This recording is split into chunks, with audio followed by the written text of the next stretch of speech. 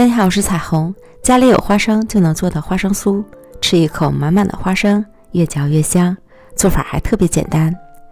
现在碗中倒入50克黄油、50克鸡蛋液、40克白糖，搅拌至乳化的状态。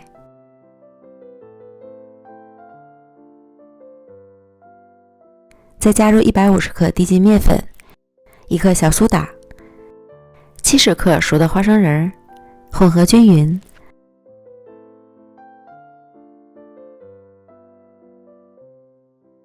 拌成软硬适中的面团，放到防粘的揉面垫上开始整形。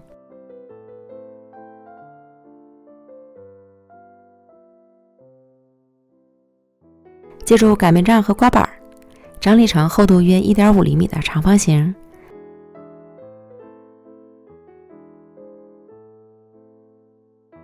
再按自己喜欢的大小分割成小块，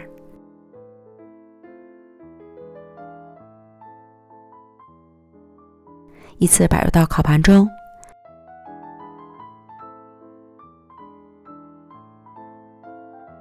表面刷一层鸡蛋液，再放上些花生碎装饰一下。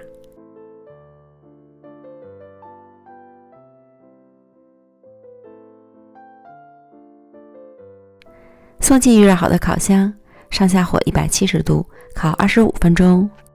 具体的时间和温度还要根据自家烤箱的脾气来调整。时间到了取出来，冷却至完全凉透就可以开吃了。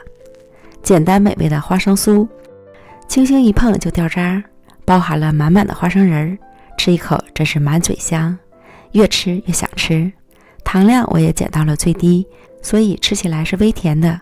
食材简单，做法简单，味道却一级棒。喜欢的朋友就赶快试试吧。美食天天更新，咱们明天见，拜拜。